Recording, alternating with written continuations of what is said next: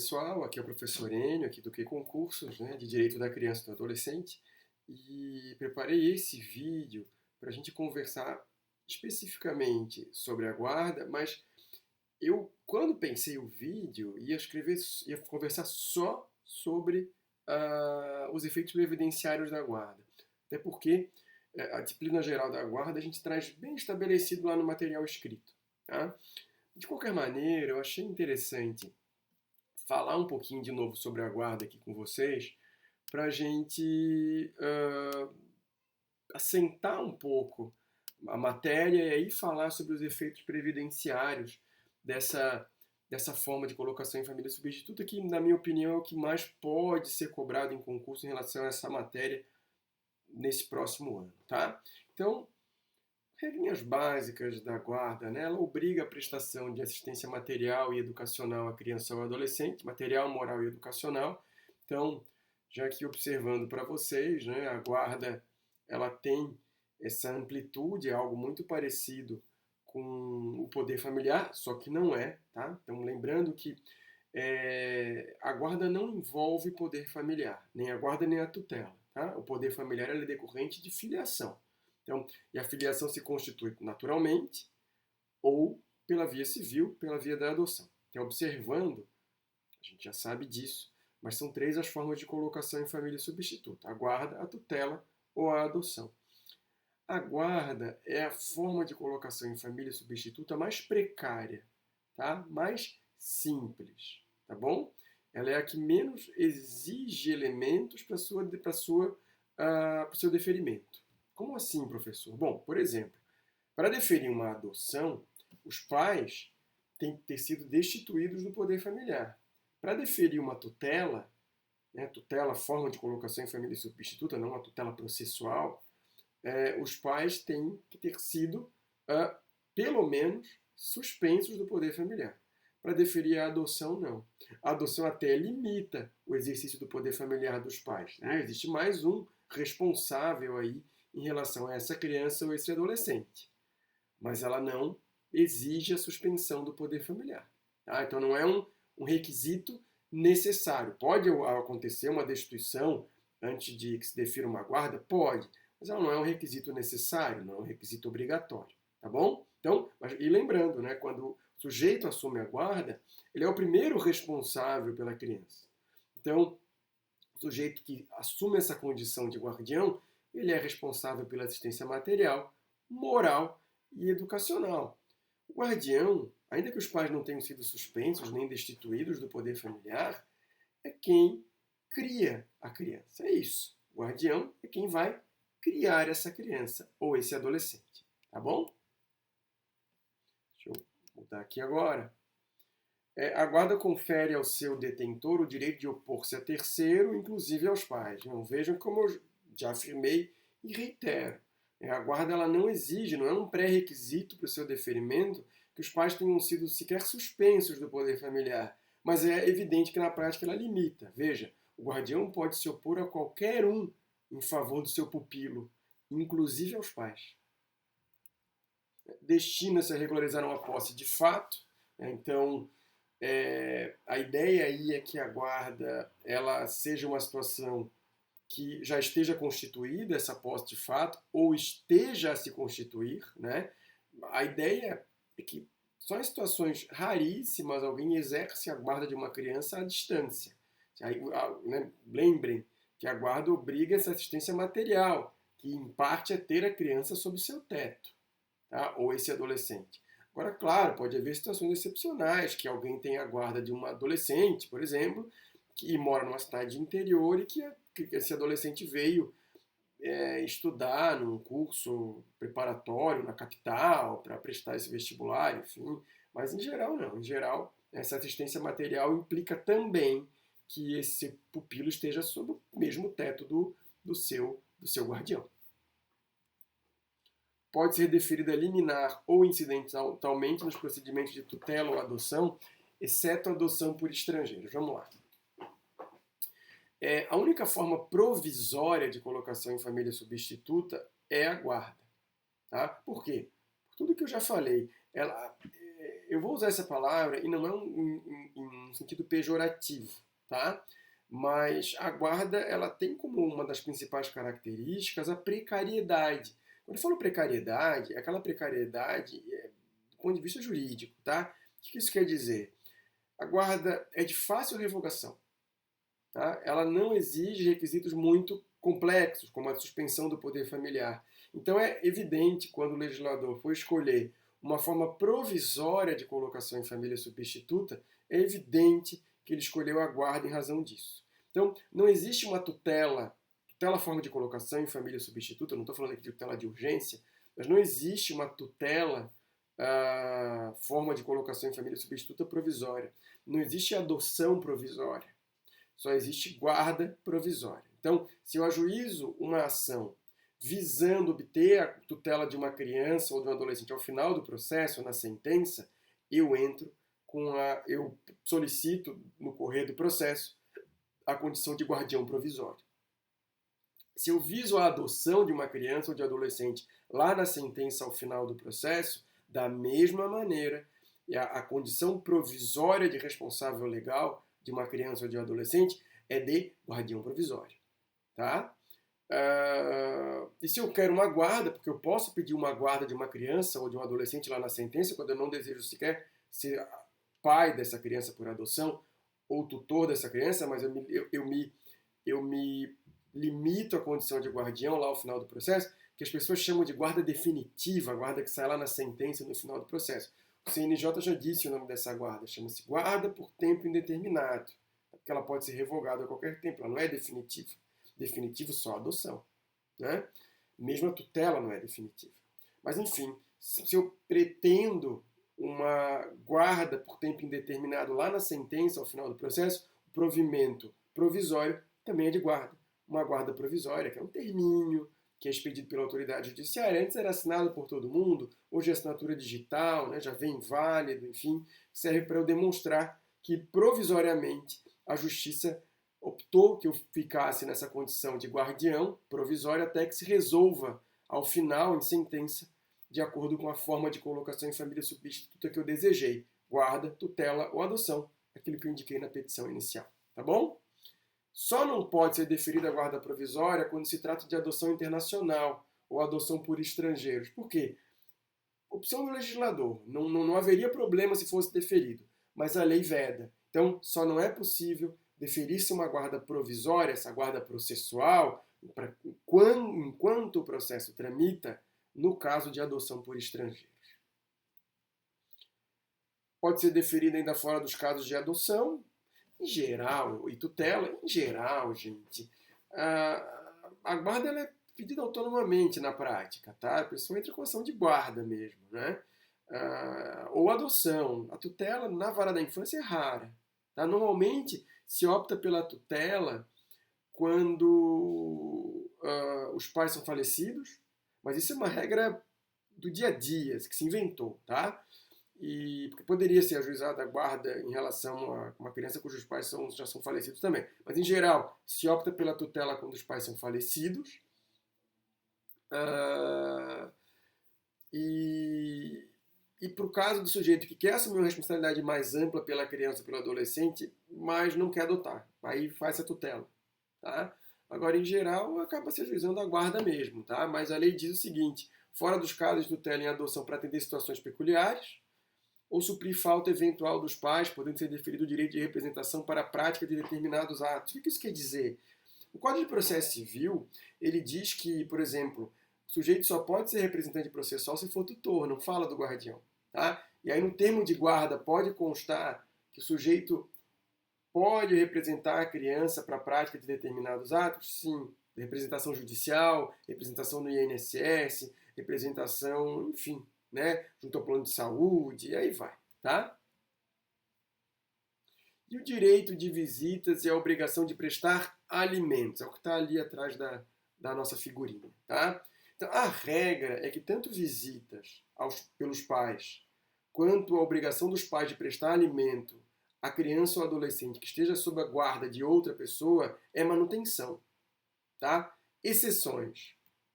quando por expressa e fundamentada determinação em contrário da autoridade judiciária competente. Então, quando o juiz diz que está vedado ou visitas, estão vedadas as visitas, né, a obrigação alimentar persiste.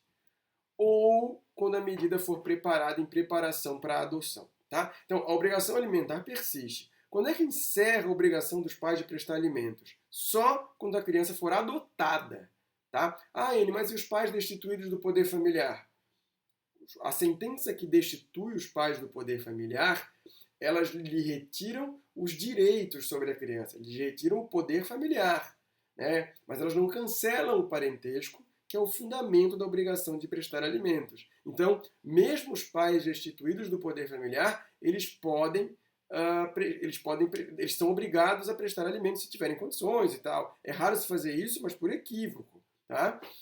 Inclusive, se quiserem procurar, eu tenho um artigo na Escola da Magistratura aqui do estado de Santa Catarina. Se colocarem o meu nome, acho que é de 2009, e colocarem esse assunto, obrigação de prestar alimentos, vai aparecer. Eu escrevi um artigo sobre isso que talvez ajude. No concurso não, né? Mas quando você for promotor, quando você for analista do Ministério Público, quando você for analista do Judiciário, ou você mais adiante lá for juiz, defensor, você pode procurar esse artigo que eu acho que ele ajuda. Tá? Mas aqui o que a gente precisa saber é, em regra, o direito de visitas permanece, a obrigação de prestar alimentos vai até pelo menos a criança ser colocada numa nova família. Isso, quando é que não persiste o direito de visitas? Se o juiz determinar em contrário, ou se a medida for aplicada como preparação para adoção. Por quê? A ideia de manter visitas é continuar investindo na família natural, né? E aí eu vou investir na família natural, dando visitas, mas já preparando a criança para adoção. Aí a questão é, se eu estou preparando para adoção, eu tenho que começar a trabalhar esse rompimento de vínculos e não me esforçar pela sua manutenção. Bom, só para observar aqui, não é um assunto da aula, mas pode cair, é que a gente tem uma aula específica sobre os acolhimentos, né, que são as medidas de proteção mais complexas, o acolhimento institucional ou acolhimento familiar, que é uma medida mais nova em relação ao acolhimento institucional, que se chamava abrigo em entidade. Mas só que o casal ou pessoa que recebe temporária e provisoriamente e excepcionalmente uma criança sob sua responsabilidade na modalidade de acolhimento familiar, formalize essa condição por meio de guarda, tá? Sobre a dependência para todos os fins em direito, inclusive previdenciários. Né? O artigo 33 do ECA, ele estabelece, parágrafo 3º, ele estabelece então que a guarda confere à criança ou adolescente a condição de dependente para todos os fins e efeitos de direito, inclusive previdenciários. Então, assim, plano de saúde, dependência para fim previdenciário, enfim, tudo isso permanece, tudo isso gera essa condição, tá? Agora é bom lembrar, tá? A criança que esteja sob a guarda e também sob a tutela de alguém não passa a ser seu sucessor, tá? Ele é dependente, ele não é sucessor.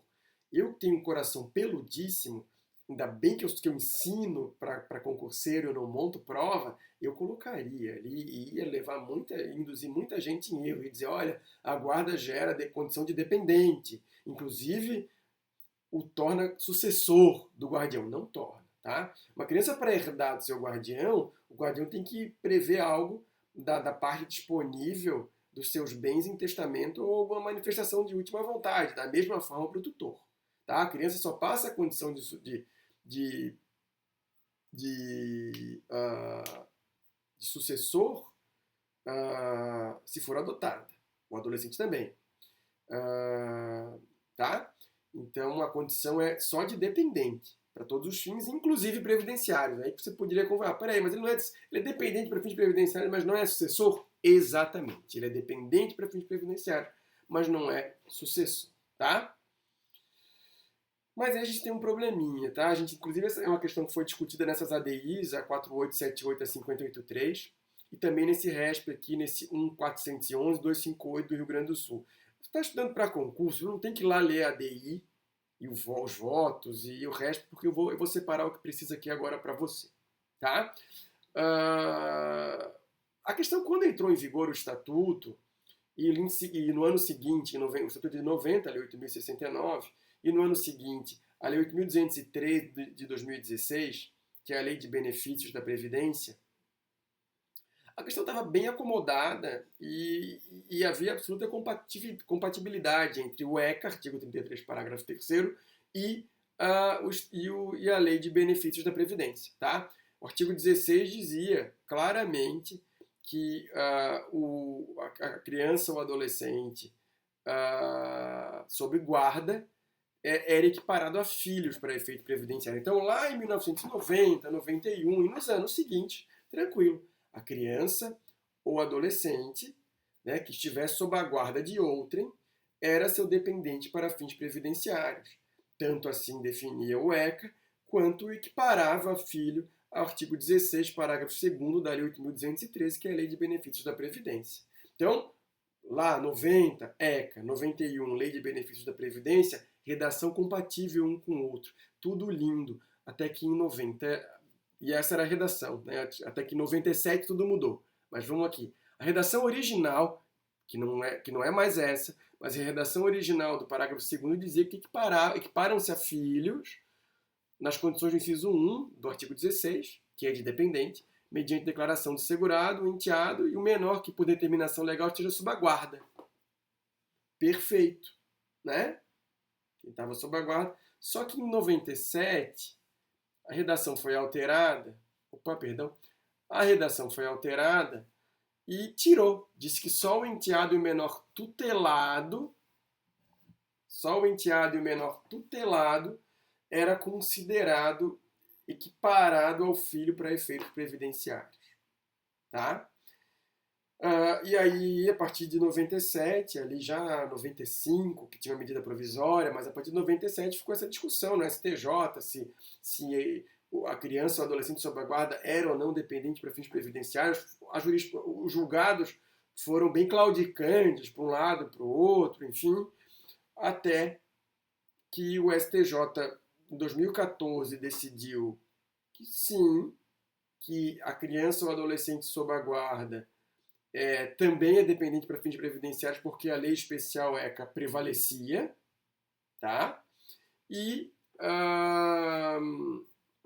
em 2020 decidiram-se essas duas ADIs, a 4878 e a 5083, tá? Uma foi ajuizada pela Procuradoria-Geral da República, a outra pelo Conselho Federal da OAB. Aqui os votos, ó. Interpretação conforme ao parágrafo 2º 16 da Lei de Benefícios, equiparou criança e adolescente sob a guarda a filho. Tá? Então o STF disse, olha, equiparado o voto da ministra Rosa Weber e do ministro Edson Fachin. Tá? Ela bateu principalmente na ideia do princípio da máxima eficácia dos direitos fundamentais da criança, dizendo, olha, a interpretação que deve prevalecer é aqui, garante proteção previdenciária a essa criança ou adolescente sob a guarda. O ministro Gilmar Mendes foi voto vencido aí, tá? Então, o dispositivo da decisão,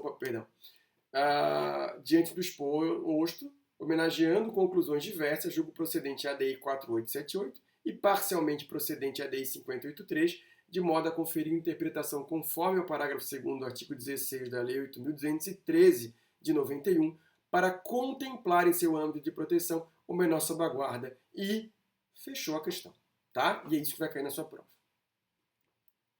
Mas, só para a gente se situar, né? Eu trago essa tese 732 do STJ, quando apreciou a demanda, que diz o seguinte, ó, o menor sob a guarda tem direito à concessão do benefício de pensão por morte do seu mantenedor, comprovada sua dependência econômica, nos termos do artigo 33, parágrafo 3º do ECA, ainda que o óbito do instituidor da pensão seja posterior à vigência da medida provisória 1523 de 96, que foi reeditada e convertida na lei que eu falei para vocês, 9.528 de 97.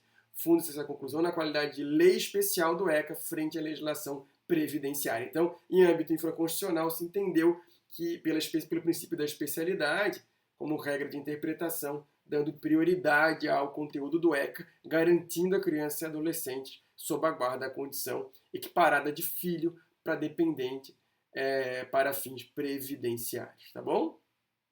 Aqui as medidas, tá bom, pessoal? E basicamente é isso, tá? Essas informações que eu dei básicas sobre a guarda, mais singelas, mais elementares, pode cair na prova, aí você já está se situando.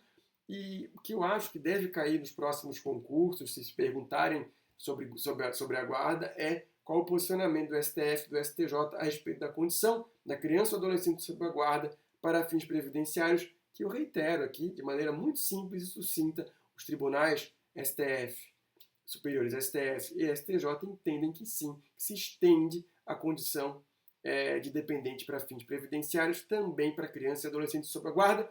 E aí, lembrem da expressão, garantindo-se a máxima eficácia dos direitos fundamentais ali previstos no ECA. Obrigado e bons estudos.